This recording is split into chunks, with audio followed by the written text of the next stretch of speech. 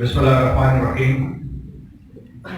Honorable Owais Rauf, Chairman of the Board of Governors of the University of Lahore, Ms. Sarish Kamar, Member, Azad Jammu and Kashmir Legislative Assembly, Dr. Mujahid Kamran, Rector of this university, Ms. Amara Owais, who is Director of the Office of Student Affairs, and Munir Zahoor, who has been elected President of the Kashmir Initiative Society,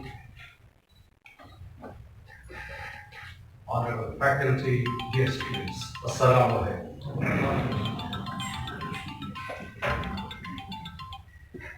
First, couple of points that Munir Zahoor has made. I just want to comment on that. I want to congratulate you for taking this initiative, for creating this society, because as Mr. Sardar was saying, there are many universities, but you do not have such focal points in these universities. Now this KIS would act as a nucleus, not only for the University of Lahore, but probably for the other universities, other educational institutions. So congratulations, and my thanks to the University of Lahore, to Mr. Owais, and to Ms. Amara for giving this space to the Kashmiri students. But this is not a space just for the Kashmiri students, it's space for all the students, whether they are Kashmiri or Pakistani students. Because as I would comment later, that there is no separating line between the two. So I'll talk about it later. But let me also compliment the KIS for identifying very clearly their objectives. And one objective is to promote tourism. Let me tell you that we are doing a lot in promoting tourism. Let me also tell you that every year, I don't know whether you know it or you don't, we receive 1.5 million tourists from all over Pakistan. We are not in a position to receive or extend hospitality to foreign tourists, but we are receiving Pakistani tourists, and the number is increasing, and we are not prepared to absorb all these people who come to us, because we have a very fragile infrastructure. The government is investing heavily in tourism industry, and we have a tourism police. If any one of you has gone recently to Muzaffarabad or to Mirpur or to other parts of Azad Jammu and Kashmir, you will find tourism police. But that is for security and guidance. It serves both the purposes. Yes, I agree with you, Mr. Zahoor, that it's one of the most beautiful places on earth, and we have lots of things to showcase there. The Needham Valley is stupendous, or the Muzaffarabad itself, the Jhelum Valley, or Banjosa, or Tole Pir, all the summits. You'd be surprised to know that all the summits have been occupied by saints and peers. So it is Haji Pir or Tole Pir. So there are lots of peers who are sitting on top of the summits. So, but they are beautiful, just stunning. And I invite you, all of you present here today, the next summer, you come to Azad Kashmir, and we'll be your hosts. Please send a delegation from the University of Lahore, and it will be a pleasure.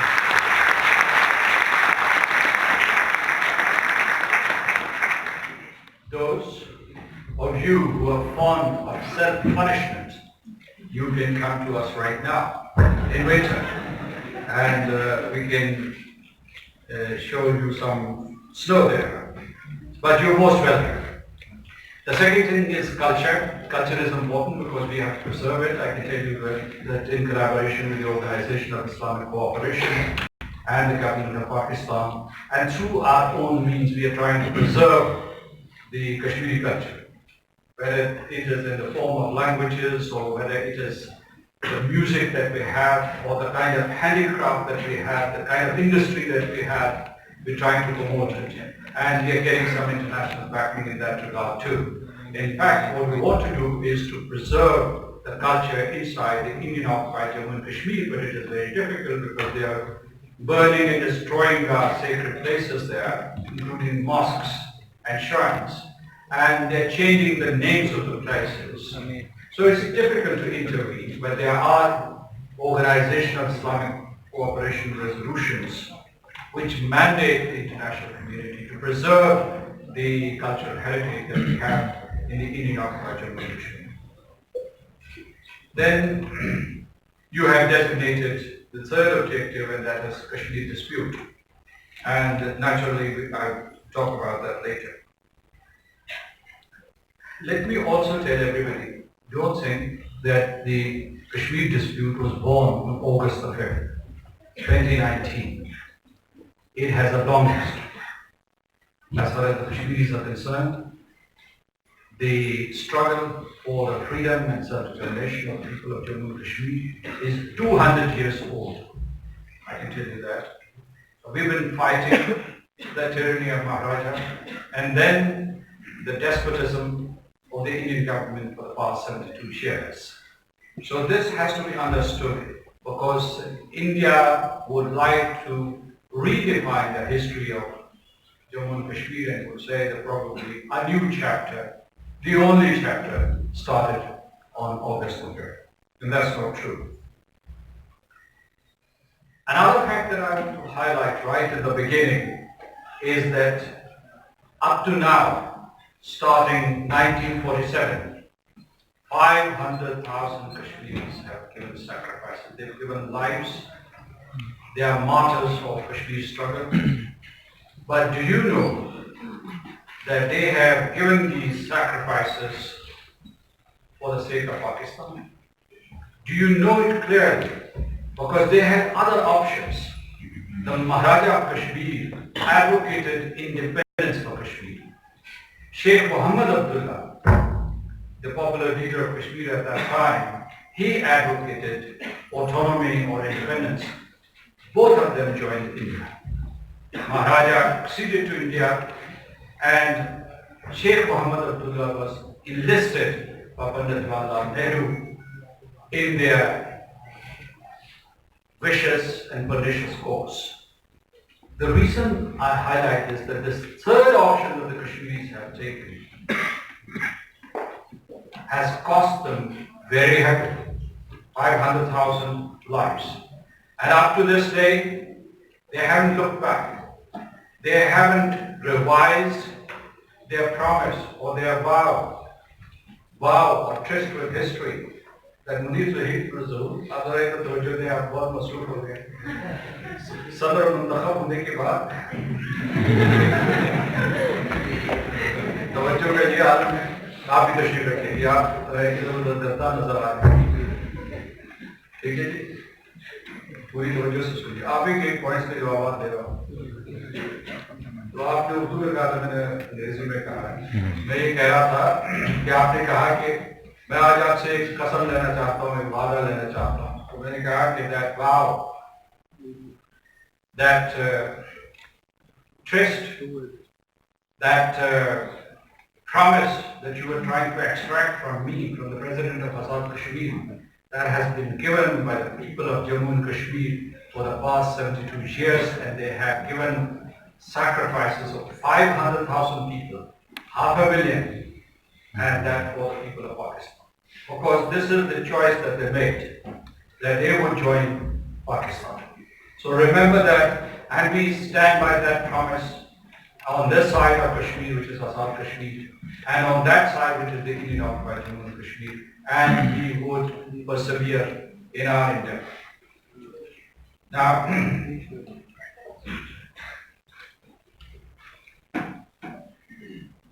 Awais Ramsa, you said that when you were at the Tsinghua University and you proposed this question and you articulated it very clearly there to the Chinese interlocutor and here to this audience that Kashmir is part of Pakistan. And I would like to say that Pakistan is incomplete without Kashmir, and Kashmir is incomplete without Pakistan. So this has to be understood very clearly, because Pakistan's statehood remains partial if Kashmir is not included in it. Do you know that today is the Human Rights Day? Well, it was yesterday. It is today also. And but I'll talk about it later. I'll try to be brief. Is there any Q&A also? Or there is no Q&A? Q&A तो नहीं है? Planned है? और हम लोग में निकलना भी नीचे. Let me be very brief. You know, when I look at this whole, I'm sure you must be worried because you students, you're competing with each other and you have your worries. But you look fresh and you look free because you're free. In Lahore, you're free.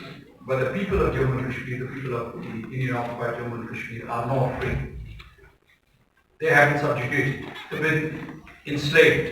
Imagine the city of Lahore. And if you were under a curfew for the past 128 days, and you were not allowed to come out of your house, or your streets were deserted, or you didn't have enough to eat, you run out of the food provisions. And when you sleep at night, there would be midnight raids, and occupation soldiers would visit their houses and insult your elderly, and kick around adults, and try to molest or rape women. And when boys would stand up to defend their mothers and sisters, they'd be picked up by the security forces or the occupation forces, and they would be called terrorists. Can you imagine that kind of situation? You go to the pharmacies and there's no medicine. You go to the hospital and there's no treatment. Hospitals became graveyards. And in your family, try to visualize that your teenage brothers or even young brothers, 9, 10 or 11-year-old boys, they're all picked up, and mothers and sisters and fathers and brothers do not know where those boys disappeared. And this is not what I'm saying. This is what the Indian Federation of Women has said. They took a risk, went inside Kashmir, and they established that 13,000 boys had been kidnapped, had been abducted by the security forces. First they were put in concentration camps in the Jammu and Kashmir territory, and then they were transferred to different parts of northern India, where they are imprisoned, then they are tortured, and then selectively the evidence of torture is released to the media so that they can scare others. All these arrests or abductions are random. You may have not committed any crime whatsoever, but you'd be picked up, particularly young men. Young men are being conscripted. They're being asked to join the security forces so that they can use them against innocent Kashmiris, innocent civilians. So there's a human rights crisis, there's a humanitarian crisis.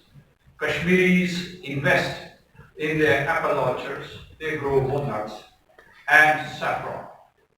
And this year they haven't sold their crops. And they've incurred losses of billions of dollars. Why? Because they do not want to collaborate with the occupier. They do not want to collaborate with the occupier. This is civil disobedience. India wants to tell the rest of the world that everything is normal, that everything is legitimate, and the civilians of Kashmir, the population of Kashmir, is telling the world that everything is abnormal in the Indian occupied Jammu and Kashmir.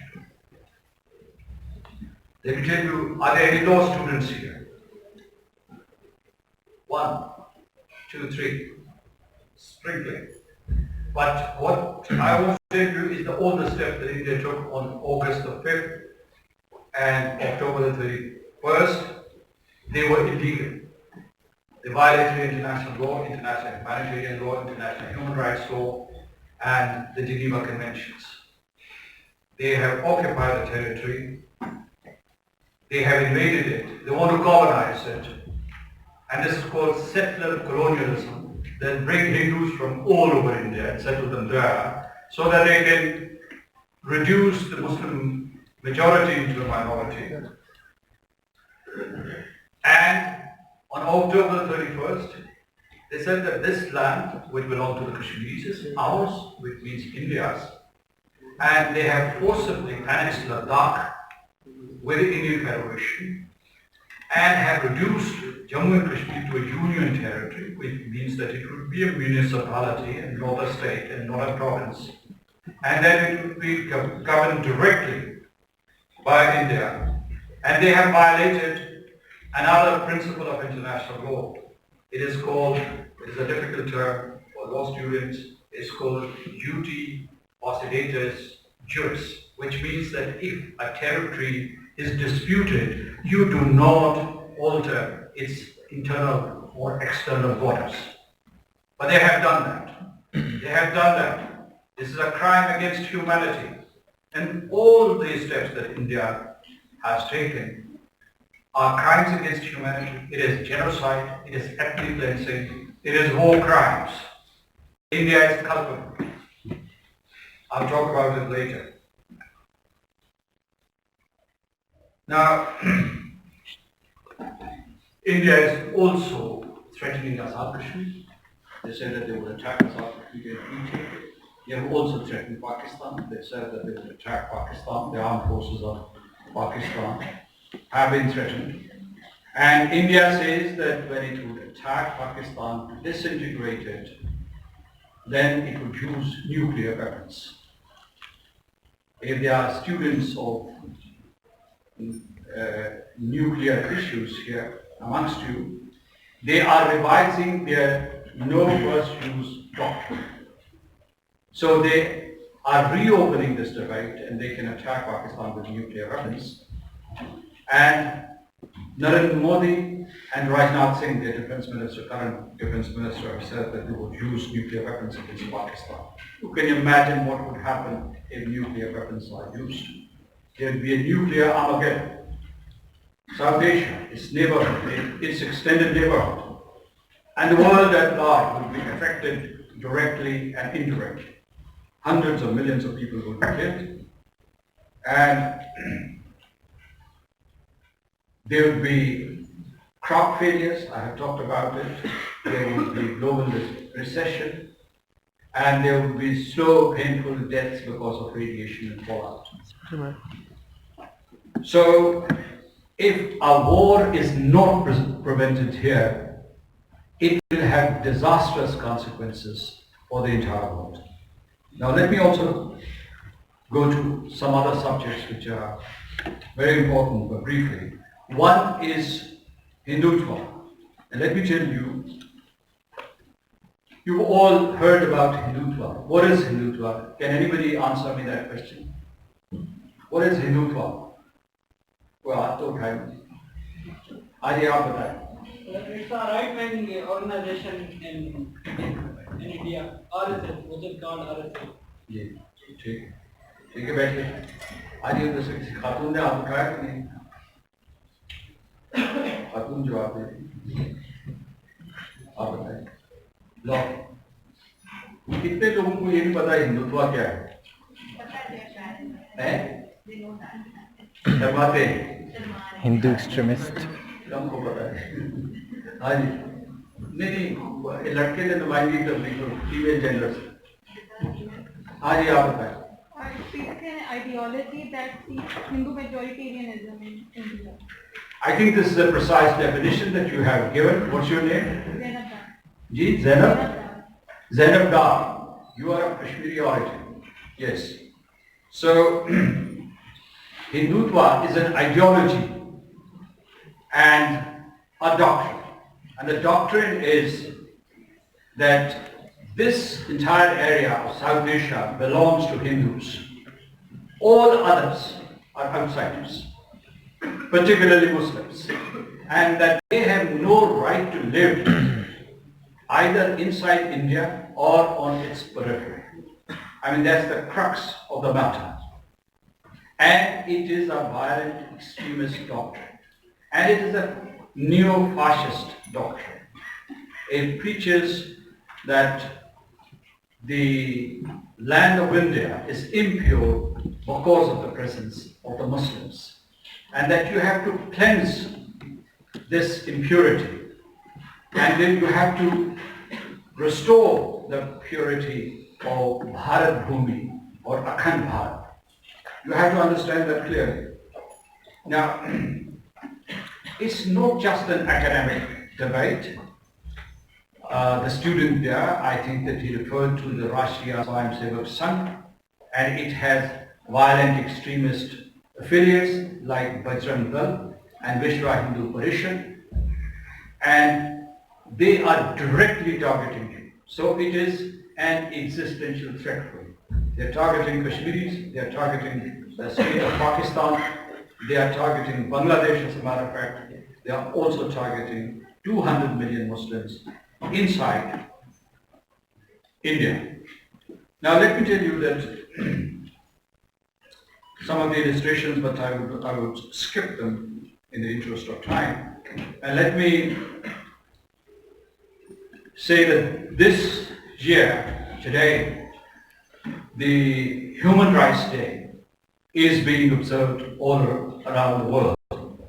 And the Secretary General, Antonio Guterres, has given a statement, and there are statements by the Assistant Secretary General for Human Rights, the High Commissioner for Human Rights. And if you visit their page, it says that the theme for this year is youth standing up for human rights. And I saw all the rights up, and there is not a single mention of Kashmir in any of the releases that have been made by the United Nations Security Council or the United Nations Secretary General or the Office of the High Commissioner. They say that this campaign, which would be led by the Office of the High Commissioner for Human Rights, is designed to encourage, galvanize, and showcase how youth can stand up for rights against racism, hate speech, bullying, discrimination, and climate change. But the crimes against humanity that I was enumerating are mentioned here, like killings, excessive use of force, like blindings by the use of pellet guns, like enforced disappearances, like this abduction of boys. If youth is standing up for human rights, why isn't the world, the global youth, standing up for the rights of these young boys, 13,000 who have been abducted?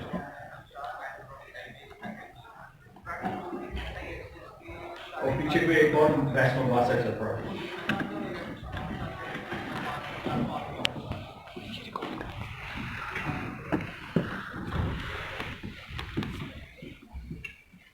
शुक्रिया, शुक्रिया।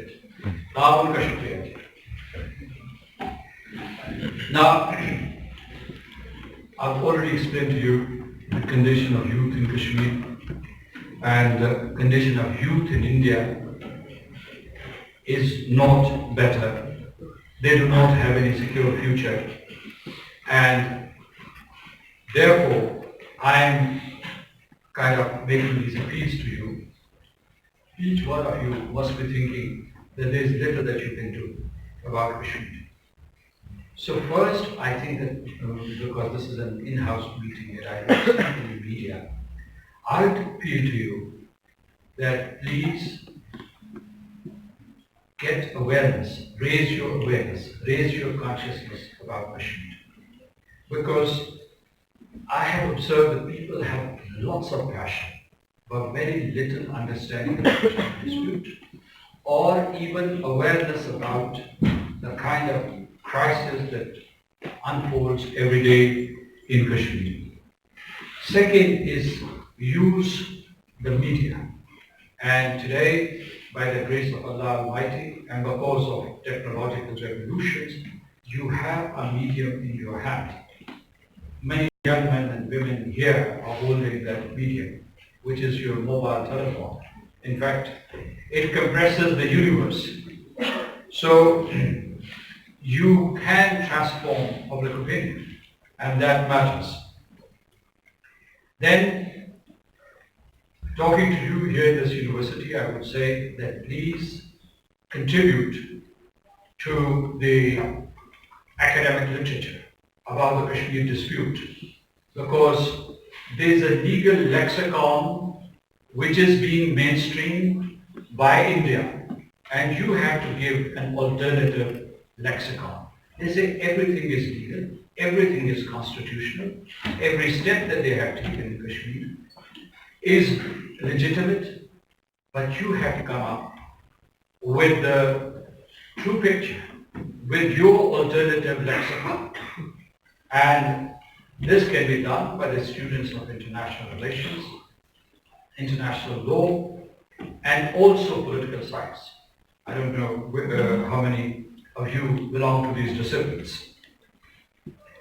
Then India is also trying to create alternative reality on the ground. And you have to project the true picture. Now,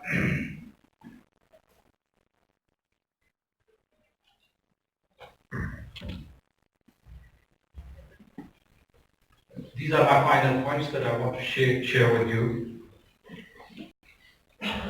As Mr. Roof had said right at the beginning, and I just want to reiterate that point, that Kashmir, or the Indian occupied Jammu and Kashmir, is not just about Kashmir. It is not just about human rights and humanitarian crisis there. It is about the survival of Pakistan as a state. You have to understand that. And therefore, you as students and future leaders, you have to prepare yourselves for an ideological and civilizational war with India. They say that their ideology is superior to yours.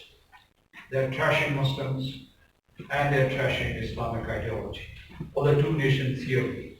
You have to stand up for your rights. You have to defend your state. Now, as you prepare for an ideological war, you have to prepare yourself militarily as well. Of course, there's the armed forces of Pakistan, and we are proud of the performance and the strength of the armed forces of Pakistan.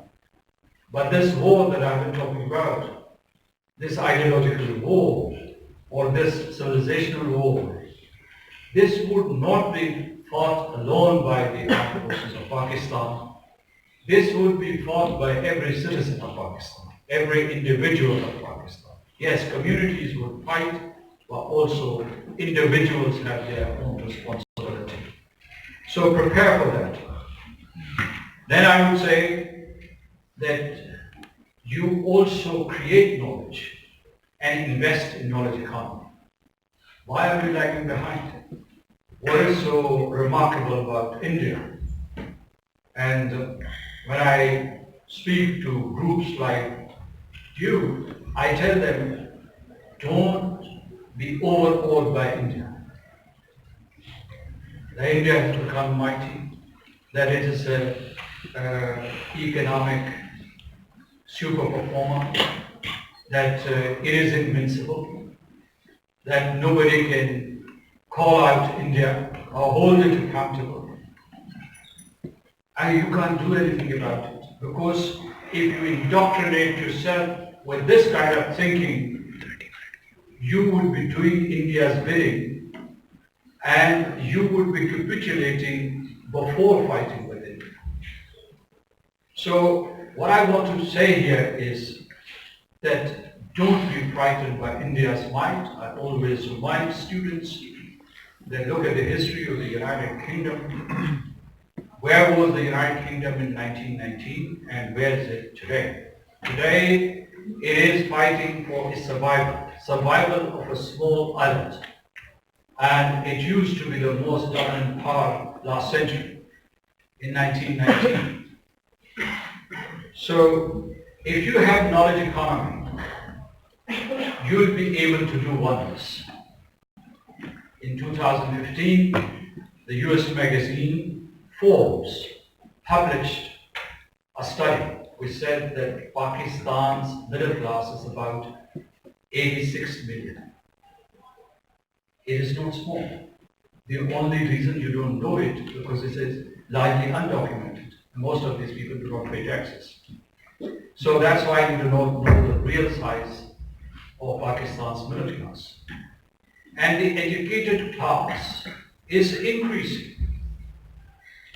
So it is the responsibility of this class, and you joining that class now, to invest in knowledge economy so that you can outcompete and outperform India.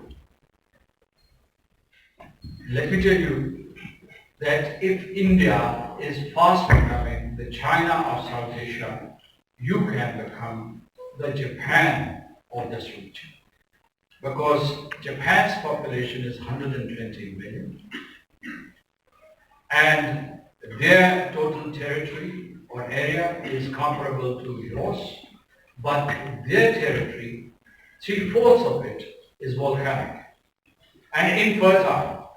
The reason I say this is that you have to exude confidence to forge ahead, to compete. Let me tell you that your civilization, your value system is by far the most superior system which world civilizations have inherited. Don't feel defensive or apologetic about it. There are no shortcuts to greatness, and there are no shortcuts to the liberation of Jammu and Kashmir. Let me tell you, it's a long haul, and you have to prepare well for the realization of the right to self-determination of the Kashmiri people. As I said, don't even think of capitulating or compromising before a fight. And for that, you will have to change your mindset. What is the strength of the youth? There was a study which was conducted by the UNDP a couple of years ago, and they said that Pakistan is probably the second youngest nation on earth, and 64% of your population is below the age of 30. And what is your total population? It is 220 million, which means that about 130 million are young people.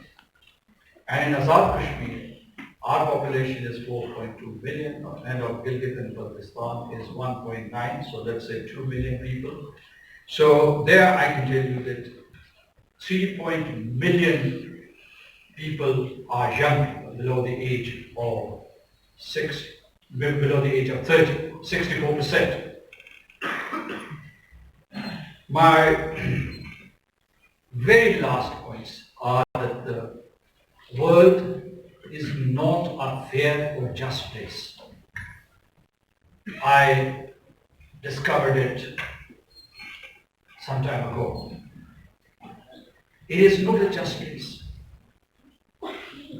And the task I am giving to you is to move forward and fix it. Don't think that others will fix it for you. Don't think that the Western leaders will come to fix your problems or fix the world order. As a matter of fact, the world order that was created in the aftermath of the Second World War, symbolized by the United Nations, is in a state of disarray. So as citizens of Pakistan, as a nation and a state which is striving to get self-determination for the people of Jammu and Kashmir. And as global citizens, it is your responsibility to fix this defunct world order as well. It is your responsibility. There's nothing megalomaniac about it. You can be the harbingers of this change. And for that you will have to take some very concrete steps.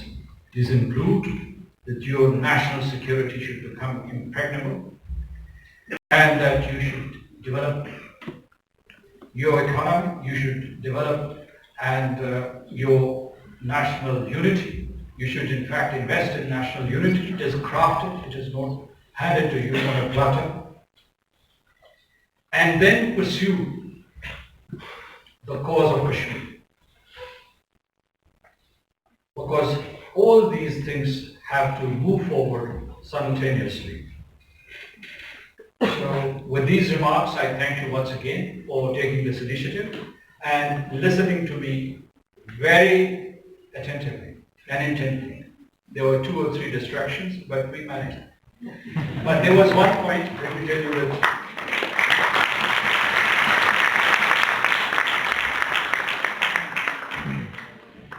while I was sitting there and Mr. Ovesro, he made a remark and I didn't want to address it. He said, right now it must be very difficult to manage the youth of Azad Kashmir, Pakistan, because they are impatient to do something. And yes, it's a big challenge. In fact, young men and women, in fact, people of all ages, they said that we want to go and save our brothers and sisters from India's tyranny. That there are no tomorrows. We want to do it today, now.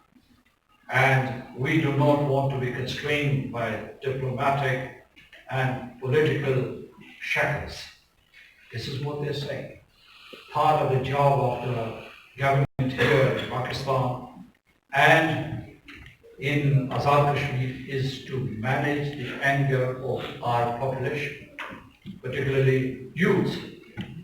Today, I was at Pakistan Navy War College and Sarish Kamal was there, and after the event, people walked up to me and there was this very senior lawmaker, very respected lawmaker, very well-known lawmaker, and she said that I want to take my gun and cross the line of control.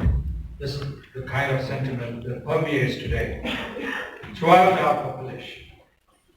So our message to India is that it is investing a fire into a volcano, and it is putting a powder keg next to a volcano.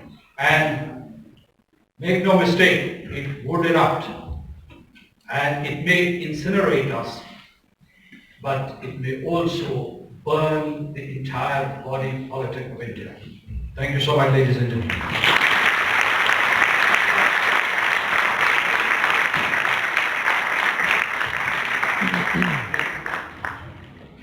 Thank you, sir, for sharing your comprehensive views with us on Kashmir and the current situation in Kashmir and for boosting all the members of Kashmir Initiative Society.